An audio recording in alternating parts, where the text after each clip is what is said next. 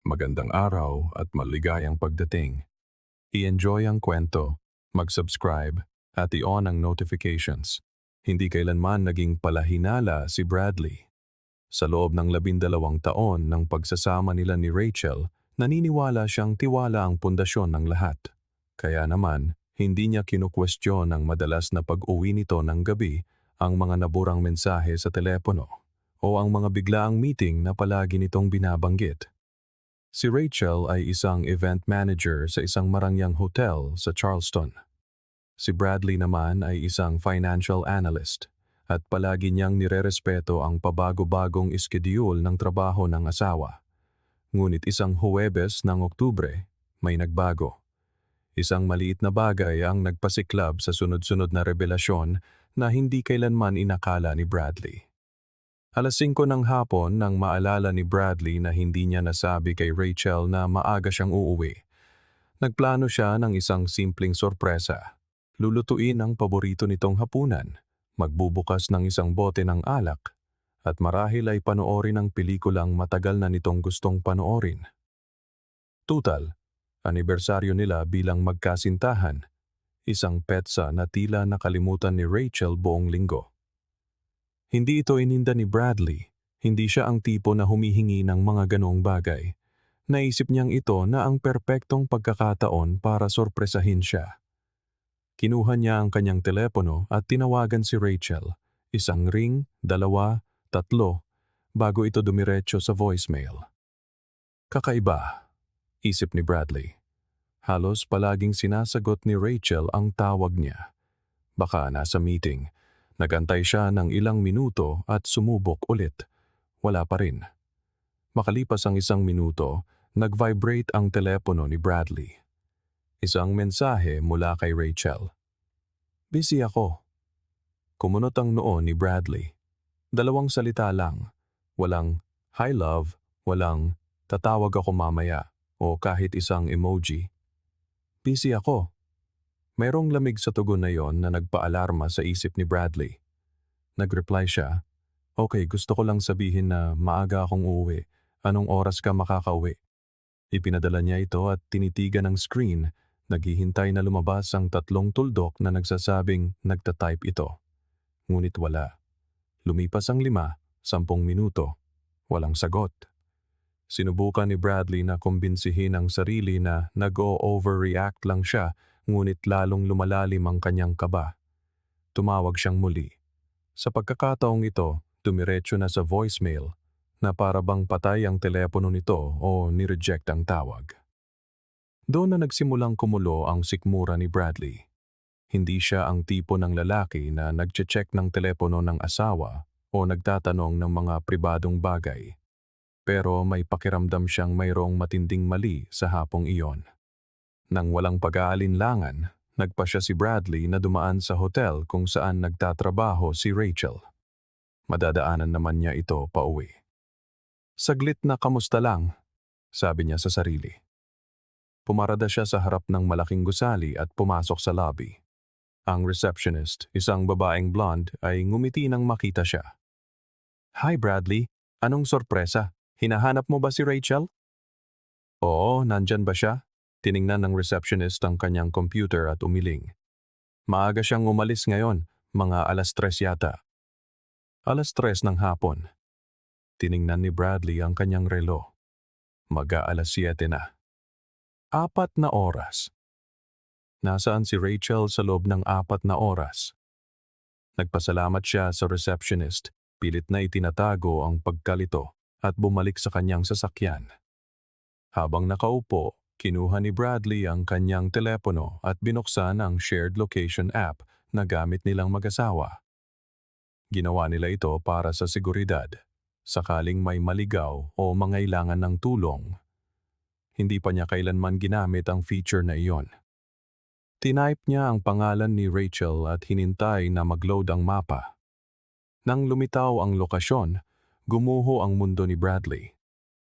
Ipinapakita ng pulang tuldok na ang telepono ni Rachel ay nasa isang residential address. Ilang milya lang ang layo. Isang tahimik na lugar na hindi niya kilala. Hindi iyon ang bahay nila. Hindi rin bahay ng kaibigan o kamag-anak. Nanginginig ang mga kamay ni Bradley sa manibela. Isang bahagi niya ay gustong umuwi na lang at kalimutan ang lahat. Ngunit ang mas malakas na bahagi, ang bahaging alam na ang katotohanan, ay pinaandar ang makina at tinungo ang pulang tuldok sa mapa.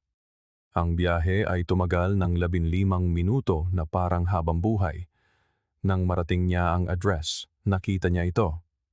Ang kotse ni Rachel, ang silver sedan na tinulungan pa niyang piliin 3 taon na ang nakalipas, ay nakaparada sa garahe ng isang bahay na may beige na pader at magulong hardin. Pumarada si Bradley sa tapat ng kalsada at tinitigan ang bahay. Unti-unting nagkabit-kabit ang lahat. Ang mga naburang mensahe, ang mga gabing umuuwi si Rachel at dumidiretso sa shower, ang kawalan ng gana sa sex, ang pagiging makakalimutin. Isang halo ng galit, lungkot, at kakaibang kalmado ang bumalot sa kanya. Bumaba siya ng sasakyan at tumawid. Umakyat siya sa 3 baitang ng beranda at kumatok ng mariin. Walang sumasagot. Kumatok siyang muli, mas malakas, mas mapilit. May narinig siyang kilos sa loob, mga bulungan, at nagmamadaling mga yapak. Sa wakas, bumukas ang pinto. Isang lalaki, mga 40 anyos, ang tumingin kay Bradley na may halong gulat at pagkailang. Agad niya itong nakilala. Si Andrew, ang bagong Director of Operations sa hotel ni Rachel, na na-hire 6 na buwan na ang nakalipas. Nabanggit siya ni Rachel ilang beses, palaging tungkol sa trabaho. Hindi pa nakita ni Bradley ang litrato nito, pero sapat na ang mga deskripsyon ni Rachel para makilala niya kung sino ito. Bago pa makapagsalita si Andrew, lumitaw si Rachel sa likod niya. Nakayapak, magulo ang buhok at nakasuot ng blusang hindi pamilyar kay Bradley. Nang magtama ang kanilang mga mata, nawalan ng kulay ang mukha ni Rachel.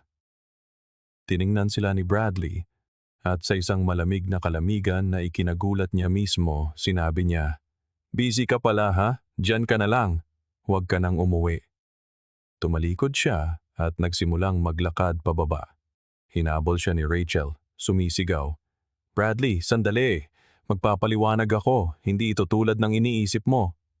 Nagpatuloy sa paglakad si Bradley, hindi lumilingon. "Bradley, pakiusap, mahal kita, nagkamali lang ako." Sumakay siya sa kotse, pinaandar ito, at umalis, iniwan si Rachel na umiiyak sa gitna ng kalye. Sa rearview mirror, nakita ni Bradley na hinila ni Andrew si Rachel pabalik sa loob. At doon, sa wakas, hinayaan niyang tumulo ang kanyang mga luha. Hindi umuwi si Bradley ng gabing iyon. Tumiretso siya sa isang hotel, kumuha ng kwarto, at umupo sa gilid ng kama. Isang bahagi niya ay gustong tawagan si Rachel at pakinggan ang kanyang paliwanag. Ngunit alam ng mas malakas na bahagi niya na walang posibleng paliwanag sa kanyang nakita. Kinuha ni Bradley ang kanyang telepono at hinarang ang numero ni Rachel. Pagkatapos ay tinawagan niya ang abogado ng pamilya na inirekomenda ng isang katrabaho. Nagtakda siya ng appointment para kinabukasan. Biyernes, bumalik si Bradley sa bahay. Ilang dosenang beses nang tumawag si Rachel at nag-iwan ng mga voicemail. Pinaliwala niya ang lahat. Pagdating niya sa bahay nila, pinalitan niya ang mga kandado. Nagbayad siya ng doble sa isang emergency locksmith para magawa ito kaagad. Pagkatapos, pumunta siya sa kwarto at sinimulang iempake ang mga gamit ni Rachel. Damit, sapatos, lahat. Inilagay niya ang mga ito sa mga maleta at iniwan sa garahe. Doon naalala ni Bradley ang laptop.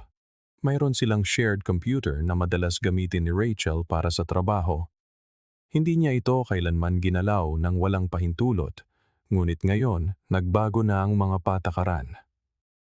Binuksan niya ang email ni Rachel. Hindi nito pinalitan ang password, isang bagay na dati ay tiningnan ni Bradley bilang tanda ng tiwala. Ngayon, para na lang itong kapabayaan. Ang natuklasan ni Bradley ay nakapanlulumo. Mga email sa pagitan ni Rachel at Andrew na nagsimula 4 na buwan na ang nakalipas. Sa una, profesional ang mga ito, ngunit mabilis na nagbago ang tono, mga papuri, landian, at mas matatamis na mensahe. Hanggang sa 2 buwan na ang nakalipas, hindi ko na kayang magpanggap, kailangan kita. Binasa ni Bradley ang lahat, bawat mensahe, bawat plano. Nangako si Andrew na iiwan ang asawa nito para kay Rachel. Sinabi naman ni Rachel na nakakulong siya sa isang relasyong walang pag-ibig, na si Bradley ay mabuting tao pero hindi ang para sa kanya. Bawat salita ay parang saksak sa kanyang puso. Tiningnan din niya ang transaction history ng kanilang joint bank account. May mga transfer doon na hindi niya kilala, maliit na halaga, sapat para hindi makatawag pansin, ngunit umaabot sa halos $5,000 sa loob ng 3 buwan. Mga gastos sa hotel, restaurant, at isang biyahe sa Savannah na sinabi ni Rachel ay isang work conference. Naalala ni Bradley ang mga petsa na iyon. Nag-iisa siyang nag-alaga ng aso nila habang si Rachel ay kasama pala si Andrew. Isang malamig at kalkuladong galit ang naramdaman ni Bradley. Alam na niya ang eksaktong gagawin. In-print niya ang lahat. Bawat email, bawat bank statement, bawat mensahe, at inayos sa isang folder. Pagkatapos, kumilos siya. Una, hinanap ni Bradley ang social media profile ng asawa ni Andrew. Ang pangalan niya ay Diana, isang babaeng may 2 maliliit na anak sa kanyang mga larawan. Gumawa si Bradley ng isang anonymous na email at ipinadala kay Diana ang lahat ng ebidensya na may simpleng mensahe. Naisip kong dapat mong malaman ang katotohanan tungkol sa iyong asawa. Sumunod, kinontak ni Bradley ang HR department ng hotel kung saan nagtatrabaho sina Rachel at Andrew. Ipinaliwanag niya ang sitwasyon at ipinakita ang pruweba ng hindi tamang relasyon na malinaw na paglabag sa mga patakaran ng kumpanya. Panghuli, nagpadala si Bradley ng kopya ng lahat sa mga magulang ni Rachel. Itinuring siyang parang tunay na anak nina Richard at Susan. Karapatan nilang malaman ang katotohanan. Ang reaksyon ay mabilis at mapanira. Tumawag si Diana, umiiyak at nagpapasalamat kay Bradley. Nag-file siya ng diborsyo noong Lunes. Mabilis ding umaksyon ang hotel.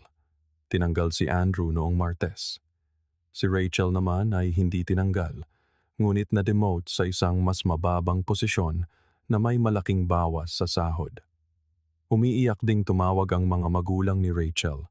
Sinabi nilang nahihiya at bigo sila sa kanilang anak at itinuturing pa rin si Bradley na pamilya.